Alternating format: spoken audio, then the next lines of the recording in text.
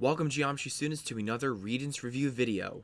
This is going to be the Geometry Common Core Regents exam to the January 2017 exam. These are the solutions to parts 2 through 4 of this exam. Just a quick warning before we begin, this video is going to be incredibly long. I know the questions that are in this section, and I know that the very last question of this exam is going to take a very long time to explain, so just bear with us. I will go through these questions as quickly and efficiently and thoroughly as possible, but I'm just letting you know that this video will take a little bit longer because the part 2s, 3s, and 4s of the geometry readings are really in-depth questions. Now, before we begin, please, if you are here to copy my answers, please refrain from doing so. The geometry readings is quite difficult, and I truly believe that the part 4 on this exam is true evidence that the geometry readings is quite difficult. And please hit that subscribe button and visit www.nysmathregionsprep.com for more math content and review videos that you might need in geometry or any other math subject.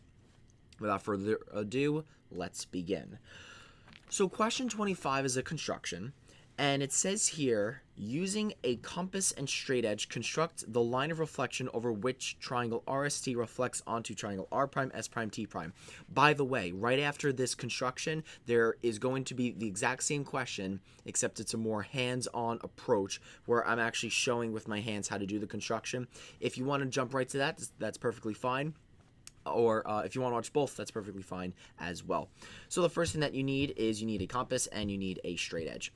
And if you're trying to construct the line of reflection from triangle RST that maps onto triangle R prime, S prime, T prime, you need to construct the perpendicular bisector. So what I would do is I would connect my straight edge between points R and R prime. Now, you don't necessarily have to do it from R to R prime. You can do it from S prime to S or T prime to T. It doesn't really matter. You just have to create one line in order to construct the perpendicular bisector. So we are then going to place your compass point on R, measure a little bit more than halfway, and construct your arc. Now, without changing your compass setting, you're going to repeat the process on this point over here. Oh, excuse me. I'm sorry about that. All right. And we are going to repeat the process on this side as well. So, we are then... I apologize about that. We are then going to construct this line over here. And this line that you see is your line of reflection, and you could label that as line L if you want to. It really doesn't make a difference, and that's it. So that's how you do this construction. The next part of this video is a more hands-on approach. Okay, this is question 25 from the January 2017 Regents exam. This is the construction, and this is a more hands-on way of looking at it for people who do not like the computer software that I use. So question 25 says, using a compass and straight edge, construct the line of reflection over which triangle RST reflects onto triangle R prime, S prime, T prime. Leave all construction marks. So our goal is to draw a line down the middle between these two triangles that would take this triangle and reflect it onto this one. And in order to complete this construction, you have to understand what we're doing, and your goal is to create a perpendicular bisector.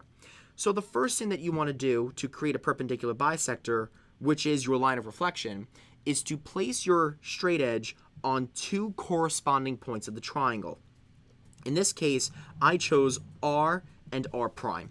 So I just take my straight edge and I just draw myself a working line. Now, of course, you could do it from S to S prime, or you could do it from T to T prime. Either one of those would be acceptable, but you'd only have to do one of them. Now, to construct the perpendicular bisector of line R, R prime, you place your compass point on R prime, extend a little bit more than halfway, and I'm going to create my perpendicular bisector. Swing above. Without changing your compass setting, I'm going to do it on point R as well. Place your compass point on point R and repeat the process. As you can see, we have those two intersection points, and now we just connect these two intersection points, and this line right here is your line of reflection that would map triangle RST onto triangle R prime S prime T prime, and if you want, you could label that as line L, and that's how you do that construction. All right, so here's question number 26. The graph below shows triangle ABC and its image, triangle A double prime B double prime C double prime. Describe a sequence of rigid motions that would map triangle ABC onto triangle A double prime B double prime C double prime. So what we need to recognize here is that there's some sort of a reflection going on to map from here onto here. And in particular, it is a reflection over the y-axis. It's a reflection over the y-axis because it will map onto here, and then let's see, that's two away. Yes. So it maps onto here, and then it's translated down. So when it says describe, you have to be very specific. So you have to say a reflection over the y-axis, y-axis, followed by a translation of 2 units down would map triangle ABC onto triangle A double prime B double prime C double prime. That's it. A reflection over the y-axis followed by a translation down 2 units would map those two triangles onto each other. And that is question number 26. All right, moving on. 27. When instructed to find the length of HJ in right triangle HJG, Alex wrote the equation sine of 28 is equal to HJ over 20, while Marlene wrote the cosine of 62 is equal to HJ over 20. Are both students' equations correct, and explain why? Okay, so this is a right triangle. There are 180 degrees in any sort of triangle. Now, if this is 28 and that's 90, this angle up here has to be 62 because 180 minus 90 minus 28 does give you 62 as well. Now, Alex wrote this, Marlene wrote this. So are they both correct? And yes, they are. So we are going to say yes, because sine and cosine are cofunctions, which are complementary. All right, and that will essentially prove why these two are equal. Sine and cosine are always cofunctions, which are complementary. Complementary meaning that 28 and 62 do add to give you 90 degrees, and they produce the same ratio. All right, moving on to question 28. In the diagram below, tangent DA and secant DBC are drawn to circle O from external point D, such that the measure of arc AC is congruent to the measure of arc BC. If BC is 152 degrees, determine and state the measure of angle D. Okay, that's 152. If the measure of arc BC is 152, then the measure of arc AC has to be 152 as well. So in order to find the measure of angle D, you need to apply this theorem. To find angle D, you need to use big arc minus little arc divided by 2, and that gives you angle D. Now, what do I mean by those arcs? Well, this arc over here, this is your big arc, and this over here is your little arc. So you simply take 152 degrees minus, now what's the little arc? Well, the little arc can be determined by taking 360 degrees minus 152 minus 152, because there are 360 degrees in a circle. So this would give you 56 degrees. So it's going to be 152 minus 56 divided by 2. And that would give you angle D. So in this case, angle D would equal 48 degrees. Would give you that solution. That is your answer. Angle D is 48. All right, moving on to question 29. This is a similar triangle proof. And it says here in the diagram below, GI is parallel to NT and IN intersects GT at A. Prove that triangle GIA is similar to triangle TNA. So, parallel. Parallel lines make alternate interior angles when they're cut by a transversal. So angle G is congruent to angle T, and angle I is congruent to angle N. So we're trying to prove these two triangles similar by, of course, angle-angle similarity. So I'm going to list all my givens. Number one, I'm going to say that GI is parallel to NT. Your reason is given. Actually, I should really include IN So IN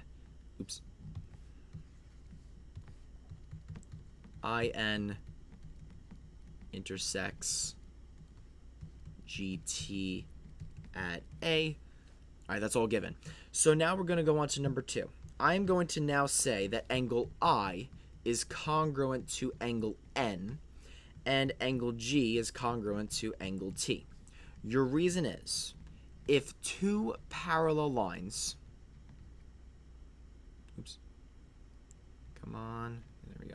if two parallel lines are cut by a transversal, then the alternate interior angles are congruent.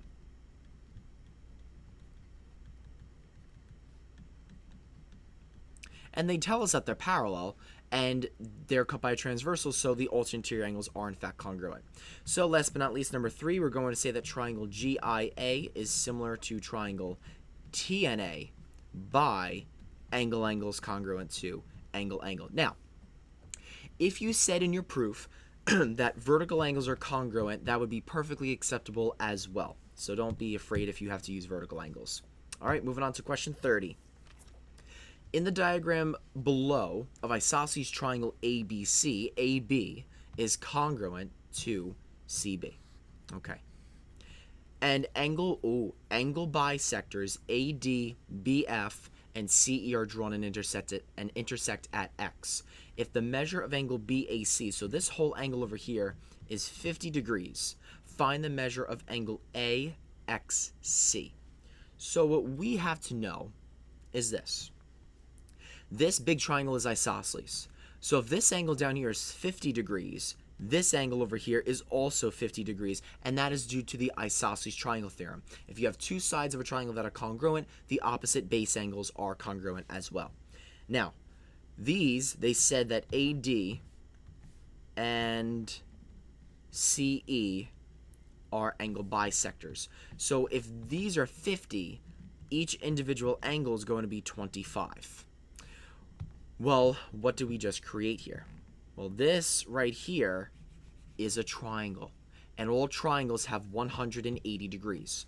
So the measure of angle AXC, which is right over here, is going to be 180 minus 25 minus 25 is going to equal 130.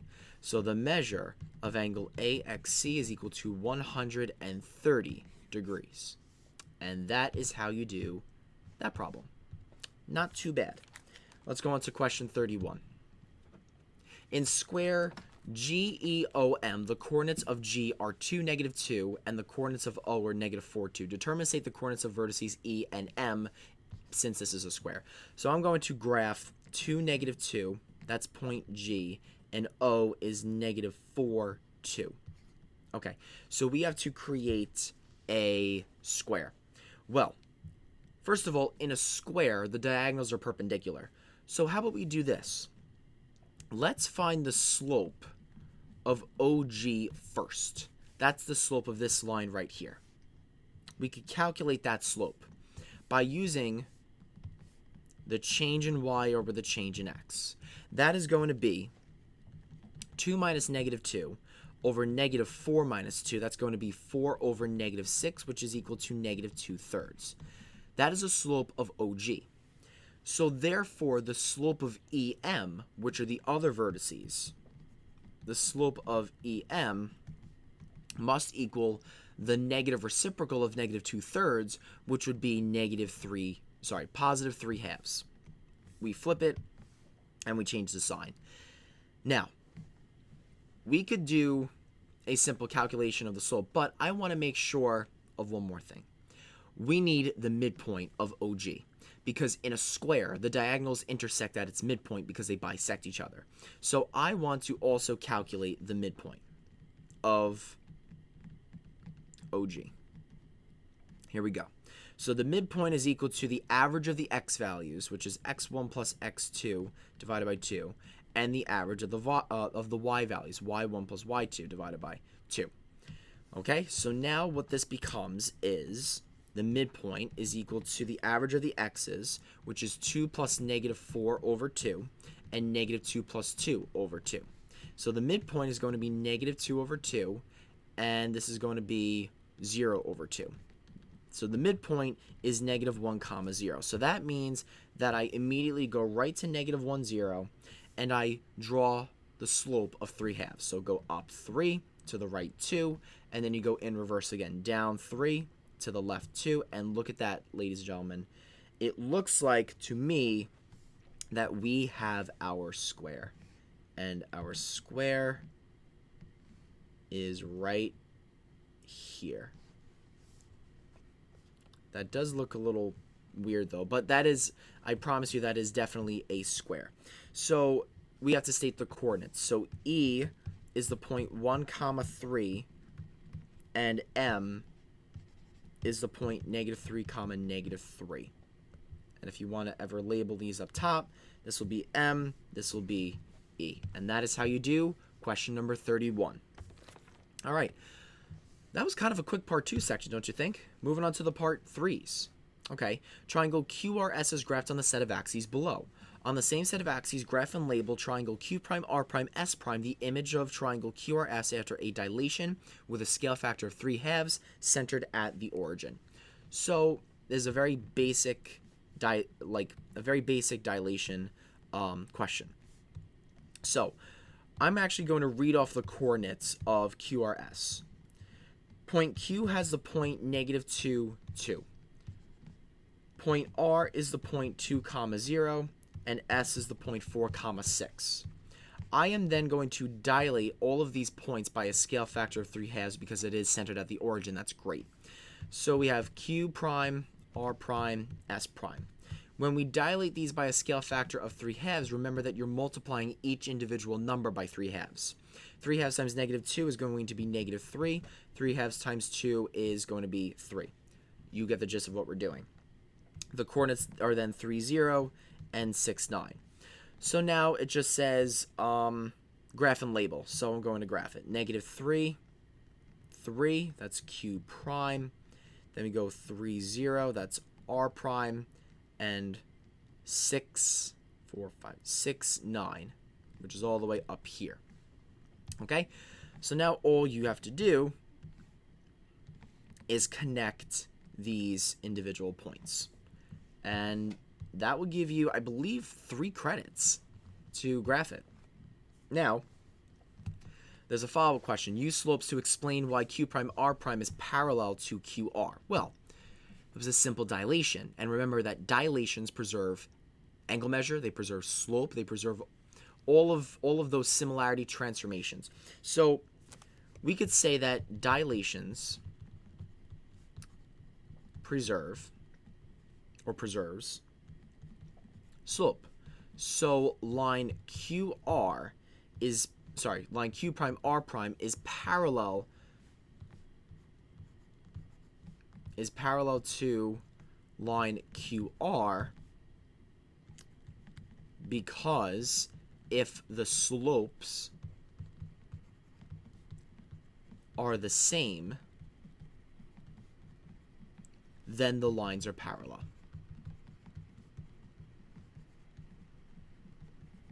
All right, and that's it. That proves why Q prime R prime is parallel to QR. All right, now we have another construction. So again, if you want to watch this part of the video, that's perfectly fine. If you want to skip ahead to see a more hands-on interaction of how to do the construction, perfectly fine with me, but I'm going to show both anyway. So 33 says, using a compass and straight edge, construct a regular hexagon inscribed in circle O below. Label it A, B, C, D, E, F. Leave all construction marks. So what I'm going to do is I'm going to take a compass and I need a straight edge. So what we do first, now you don't have to do this, but I prefer or like to draw a radius from O to the outside of the circle just so I know that I measured it correctly. So now I'm going to label this point over here, the intersection point. I'm going to call that point A. And what I'm going to do is I'm going to place my compass point on the center of the circle and measure to the length of the radius. What this will do is it will help me swing my compass around the circle to generate my arc tick marks. So I'm going to place my compass point on A, and I'm going to begin my construction process. I'm going to rotate it around, draw my tick mark, and then I repeat the process by moving the compass over here on this tick mark, and then do it again. And you just keep on going around until you stop back at point A. Now, in theory, you should end up back at point A, but sometimes that doesn't happen. Sometimes you are a little bit off, but that's okay if you are only a tad off from point A. It really doesn't make that much of a difference. I think that this one will be perfect. Oh, I am fantastic. So all of those points connect. That's fantastic. So I am going to now connect all of these points to create my hexagon, and I'm going to label it A, B, C, D, E, F. Great. So that's done. Then there's a follow-up question, and then I'll just go right to the other construction. It says, if chords FB and FC are drawn, which type of triangle, according to its angles, would triangle FBC be? And explain your answer. So we need to say to ourselves, well, FBC is right here. What type of triangle is that? Well, that is a right triangle, with angle B being your right angle. Because this type of angle here, this is an inscribed angle. And by definition, an inscribed angle is 1/2 the arc it intercepts. This angle intercepts this right here. And that, ladies and gentlemen, is a semicircle. If an inscribed angle intersects a semicircle, then this angle must be a right angle. So therefore, your answer is going to be that triangle FBC is a right triangle. And it says explain your answer, right? So is a right, oops, I just spelled triangle wrong. Triangle. Because angle CBF is inscribed in a semicircle. Okay. At this point, I am now going to switch over to the construction with the hands-on compass. Okay, so this is question 33 from the January 2017 Regents exam. This is the construction, and this is hands-on for those who do not like the computer software that I use. And the question says, using a compass and straight edge, construct a regular hexagon inscribed in circle O below. Label it A, B, C, D, E, F. Leave all construction marks. So in order to construct a regular hexagon, it's actually the same process as to how to construct an equilateral triangle inscribed in a circle. So the first step that I usually like to do is I like to take my straight edge and I like to draw a radius from point O to one point on the circle, and this point over here is going to be my point A. Now, in order to construct a hexagon, I'm going to take my compass, place it on the center O, and measure the length of the radius to A. Now, it has to be spot on and it has to be precise. The reason why, the minute you start you start going around the circle, if you start to mess up along the way, your last arc is going to pass point A. We want it to go around and meet up at A once again. So, I'm going to place my compass point on point A, and I'm going to draw my first arc, like so. Now, that arc is going to be a working arc for me by placing it on this new arc. and this will generate my next arc that I have over here. And you just continue the process around. So here's my next arc. Now, if you want to make sure that you're doing this right, look at this intersection point. Does it line up with the radius or the diameter? And in this case, it looks pretty good. It looks lined up well. So now I'm going to do it again. I'm going to place my compass point on this intersection point and repeat the process once more. And keep on going until you stop at point A. And in this case, that is really, really close to point A. So we completed this construction pretty well. So now I'm then going to draw a whole bunch of points around, and I'm going to label these points, starting off with A, I'm going to label this B, C, D, E, and F, because it says that in the instructions. Now, in order to finish off this construction, I'm going to connect all of these vertices to construct a hexagon. So I'm going to connect line segment, or form line segment AB by connecting points A and B, and just continue the process all the way around. Now, keep in mind that a regular hexagon means that all sides are congruent to each other. And just based off of this construction, it looks pretty good that all of these sides are congruent to each other. And there you have regular hexagon A, B, C, D, E, F. Now, the follow-up question below says here, if chords F, B, and BC are drawn, which type of triangle, according to its angles, would triangle FBC be? And explain your answer. So the first thing that I'm going to do is I'm going to draw myself a triangle. Triangle FBC. So that's this triangle right over here. All right, that's the triangle that's formed. So we're looking right in here. We're looking at that triangle. And it says, what type of triangle would this be? Well, triangle FBC would be a right triangle, because angle B would be your right angle. The reason why is that this triangle, this angle is inscribed in a semicircle.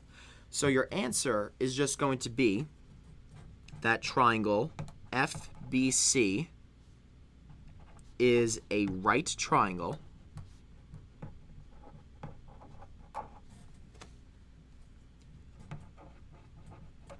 because angle FBC is inscribed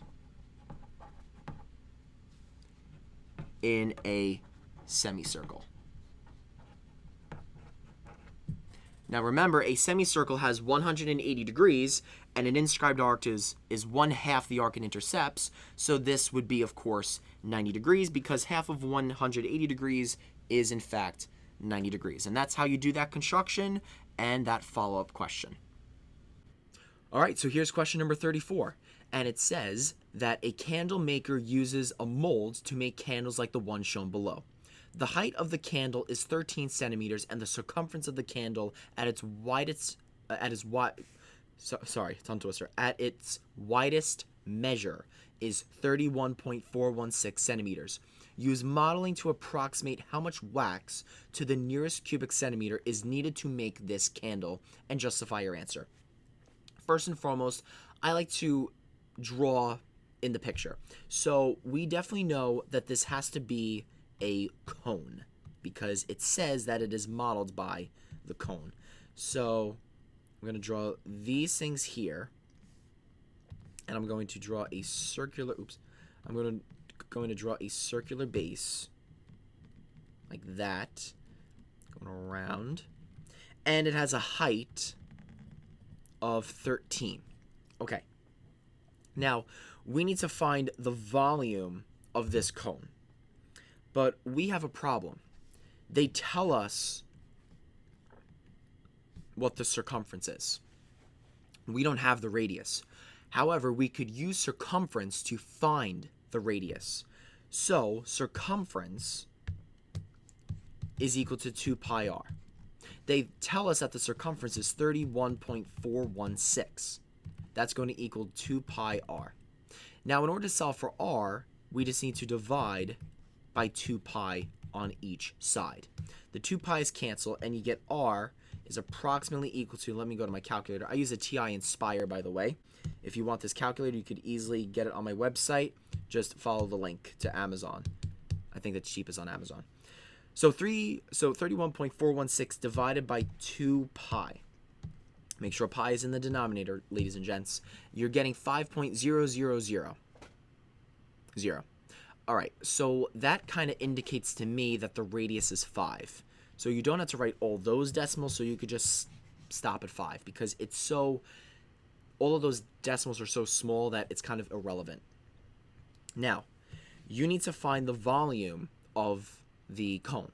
The volume of a cone is 1/3 pi r squared times the height. So the volume is equal to 1/3 pi. Now the radius is going to be 5 squared times the height of, looks like 13. So the volume of this cone is, let's see, if we type that into our calculator, that's going to be 1/3 times pi times 5 squared times the height of 13. And that is going to be 340.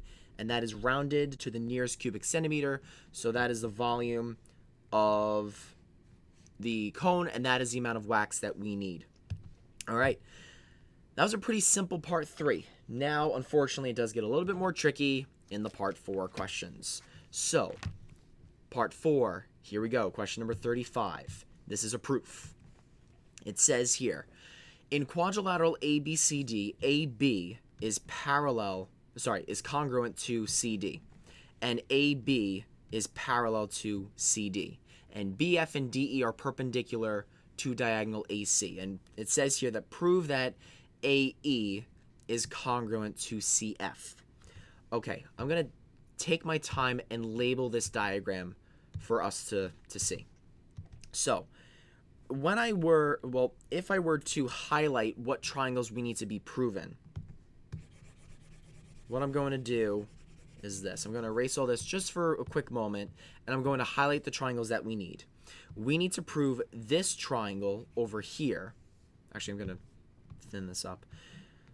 I'm going to prove this triangle over here congruent to this triangle over here, because your goal is to prove that AE is congruent to CE. Now, we have that this is congruent to this, and these sides are parallel, and these are right angles. Okay, so I'm going to call this angle 1 and angle 2 because they say that they're perpendicular. Okay, so those are definitely right angles. So your plan to prove these two triangles congruent is by angle, angle, side. Because your angle that is, where's the other one? Oh, the other angle is formed by parallel lines. So it's your right angle, which is that angle, and then a side. So what we're going to do right now is we're going to list all of our givens. So without further ado, here we go.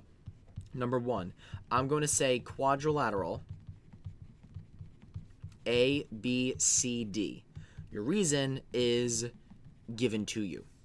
Number 2, I'm then going to say that AB is congruent to CD, and that is given. Sometimes, ladies and gents, I do like to separate my givens just to show an order of reasoning, and that's probably the best way to do this. Number 3, I'm going to say that AB is parallel to CD, and that reason is given to you. Okay? Number 4, now I'm going to say, I'm going to call this angle 3, and I'm going to call this angle 4. All right? I'm going to say that angle 3 is congruent to angle 4. Your reason is if two parallel lines are cut by a transversal,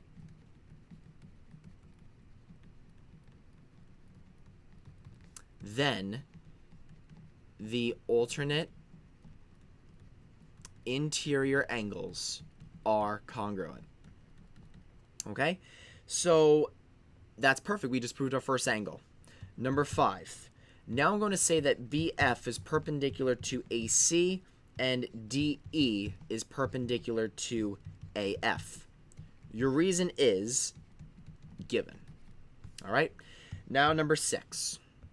since I just proved these two lines to be perpendicular by my given statement, I can now say that angle 1 and angle 2 are right angles. Oops, right angles. And your reason is perpendicular lines form right angles. Number 7. I am then going to say, since I just proved them to be right angles, we now need to say, all right, well, angle 1's got to be congruent to angle 2. And your reason is all right angles are congruent. So far, so good. This is a good proof. Now, I'm done proving these two triangles to be congruent. I just proved a side length with my givens. I just proved an angle by alternate interior angles, and I just proved the other ones by right angles. So now, your statement number 8 is going to be triangle AFB is congruent to triangle CED, and your reason is by angle, angle, side is congruent to angle, angle, side. All right, we're almost done. A few more steps. Now, number 9. You have to state that now AF is congruent to EC. Remember, we're trying to prove that AE is congruent to FC. Watch how we're going to do that.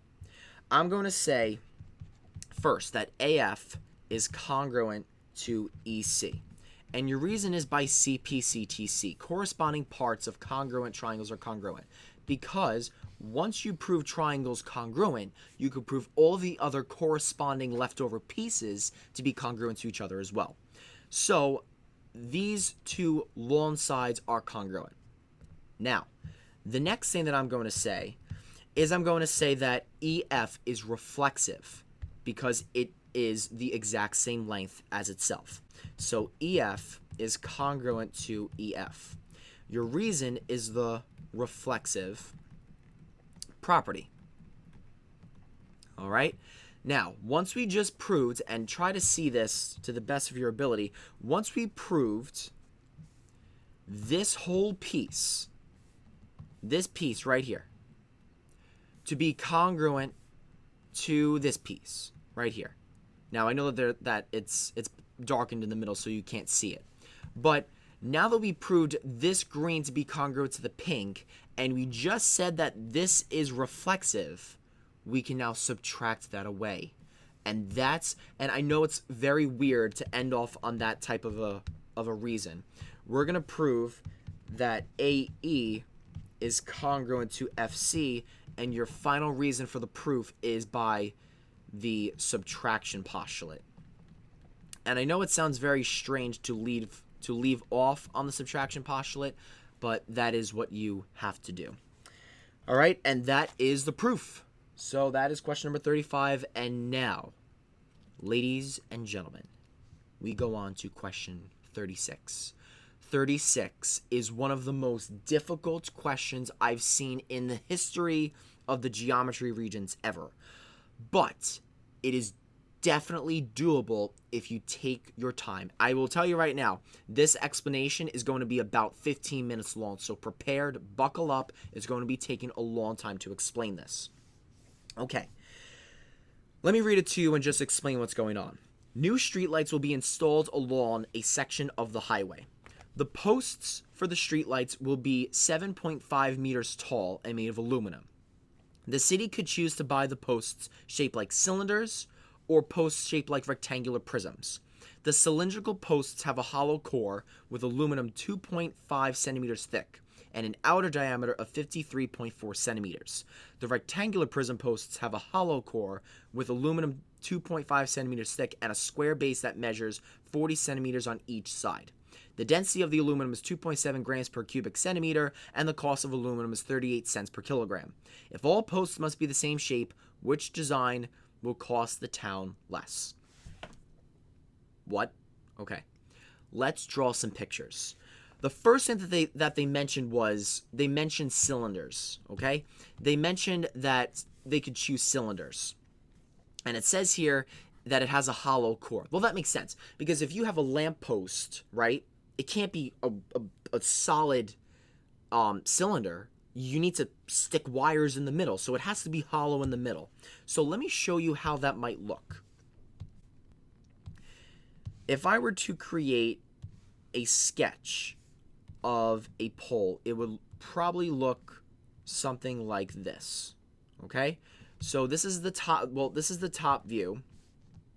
And I'm going to draw this down here. Now, of course, this is not drawn to scale because I cannot make a cylinder 7.5 meters tall on the computer. So it is going to be drawn not to scale. Let's just put it that way. Okay, so here is my cylinder, or my pole. Now, they specifically say that the diameter, I'm going to use different colors here. They say that the diameter is 53.4 centimeters. Okay? So this is equal to 53.4 centimeters. Now, it also says that the, what does it say? It says that the aluminum is 2.5 centimeters thick. So that means that this piece right here is 2.5 centimeters thick. Okay, so that's 2.5 centimeters. Now, we need to figure out the radius. Well, if this over here is 2.5 centimeters thick, that means that there has to be another section where it's 2.5 centimeters thick, and I'll explain what that means in a moment here, right now. We need to measure the length of the radius. The radius could be, well, no, I'm sorry. The radius is from the center point of the cylinder to the outside of the inner part of the pole. So why am I doing this? We are trying to find the volume of the pole itself. So we have to take the volume of the big cylinder and subtract the volume of the smaller cylinder to get the actual volume of the thickness of what this pole is. Okay? So I will tell you, though, that the diameter is going to be 40, I believe it's 48.4. Yes. So the diameter of this is 48.4. Okay? We need all this information. Now, just to screw with your head a little bit, they decided to say, you know what? We're going to say that the pole is 7.5 meters tall. Great. But the problem is everything is in centimeters. You have to know that there are 100 centimeters in 1 meter. So therefore, this isn't 7.5 meters. You have to convert this to centimeters in order to get the right answer. So this is actually 750 centimeters. You see how mean this question is? It's a lot of work. So now, we need to take the volume of the larger cylinder. Okay? The volume of the larger cylinder is pi r squared times the height. So, the volume of the largest cylinder is equal to pi times 26.7 squared times the height of 750. Remember, that was converted. So the volume is equal to, now if I plug this in, I get pi times 26.7 squared times the height of 750. That's a big number. Okay, so the volume is equal to 1,679,707.4901. Okay, that's the volume of the largest cylinder. The largest cylinder is right here, ladies and gentlemen. This is the big cylinder right here. It's the whole thing. Now, the volume of the smaller cylinder, which I didn't even show you yet, but the volume of the smaller cylinder is right here. It's generated by this. Okay, so this is the volume of the smaller cylinder. Let's calculate it. Let's find the volume of the smaller cylinder. And by the way, the volume of the smaller cylinder, or just the smaller cylinder in general, is right here. All right. So now that is, let's see, the volume of the smaller cylinder is equal to, again, pi r squared times the height. So the volume of the smaller cylinder is equal to pi. Now the radius, well, half of 48.4 is going to be 24.2 squared times the height of, again, 750. So the volume, when we plug that in, we get pi times 24.2 squared times 750, and we get that number right there. So 1,379,881.74124. Now, to find the volume of the actual post, the lamp post, it's the volume of the larger cylinder minus the volume of the smaller cylinder. So that is going to be the final answer is going to be 299,825.748877. My head is probably in the way, so I'm going to move it over here. And that is your answer right here for the volume of the actual cylinder for the post. Now, we have a problem. We need to do it for the rectangular post. So, we're going to do the same crap again, except now it's going to be a rectangle. So, here we go. Now you see why this is a 6-point question, because the amount of work that goes into this question is unbelievable. Do they think that you work for some electrical company? Because I'm sorry, this is so much work to do on a 6-point question. I just find it, whoever thought about this question has no life whatsoever. Someone actually had to think about this question and say, how could I make the students' lives of New York State miserable? Well, this is it right here. So, here we go. This one's actually a little bit easier. So this is 40 centimeters by 40 centimeters, but again, this is still 750 centimeters, and still that's converted, okay? Now, the whole length of the top is 40 centimeters. That's the length of the top. Now, they still say that it has a thickness of 2.5 still. 2.5, okay? So this is 2.5, this is 2.5. So the inside length is going to be 40 centimeters minus 2.5 minus 2.5. So this green line that you see over here, this has a distance of 35 centimeters, okay?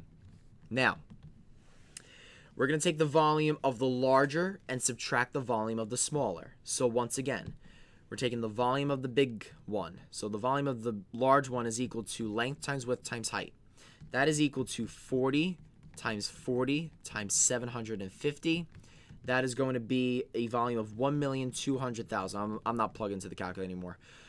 This is so much work. So now the volume of the smaller one, sorry, that's the larger one. Now to find the volume of the smaller one, that's again length times width times height. Now this becomes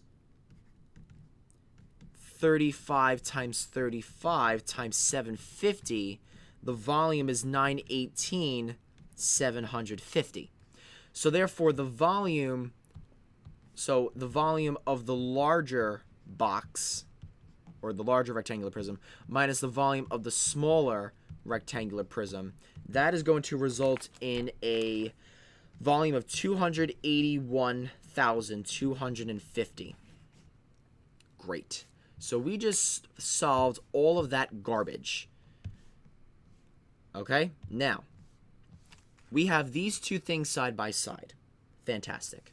Now, it says here, if all posts must be the same shape, which post design will cost the town less?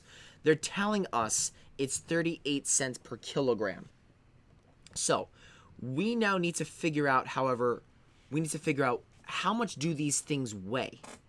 Well, that's another thing we got to do. So we need to do weight is equal to density times volume.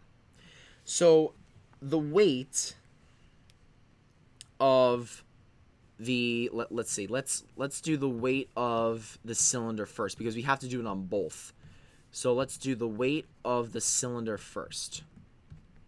So that is weight is equal to the density, which is 2.7, which is what they tell us, times the volume of 299,825.75. Now the weight of this is 809,529.52 grams. This is in grams, ladies and gentlemen. Now, the weight of the rectangular prism, that is equal to, all right, well, that's, weight is equal to, oh, this is so disgustingly bad, this handwriting, because it's, my pen is lagging now because there's so much stuff on here. So weight is equal to density times volume. Weight is equal to 250, that's the volume, by the way, times the density of 2.7, your weight is 759.375 grams. Ladies and gentlemen, we ran into yet another problem. Again, what are we trying to find here? We're trying to find how much, which of the following will cost the town less. We have a problem. It's 38 cents per kilogram. This is in grams. We have to convert again. This is why this question's so bad. So now we have to convert again. I gotta move this over. Hold on one moment. This has got to move up.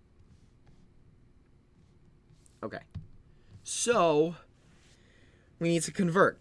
I'm going to convert this up here. Okay?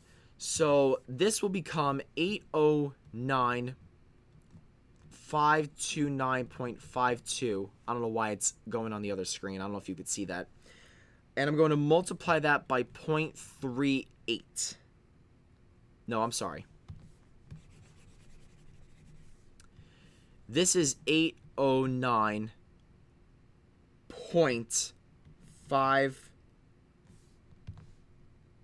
Ugh. Hold on one second.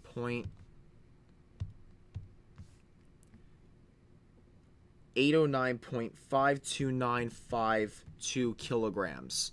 That's in kilograms. Multiply it by 0.38 cents, and that will give you a total of $307.62. Ladies and gentlemen, this is how much it costs for the cylindrical posts. Okay? Now, the cost for the rectangular posts, that is going to be 759.375 kilograms multiplied by 38 cents, and that's going to give you a result of $288.56. So this is the rectangular post. So finally answer the damn question. It says, which one will cost the town less? The rectangular posts will cost the town less. Now, they could have just stopped right there and just said, you're done. You did all that work for this stuff. But no, they want to know, oh, how much is saved per lamppost? Oh, that's great. So now we're going to take this number and subtract this number. So to solve for how much is saved, it's $307.62 minus the $288.56. That is a total of $19.06 that is saved per lamppost. And you are done with that question. Thank God. I hope that helped you, because I know that that is certainly confusing. And I hope that that was really helpful. Please hit that subscribe button and visit my website at www.nysmathregionsprep.com for a lot more math content. And I hope to see you soon.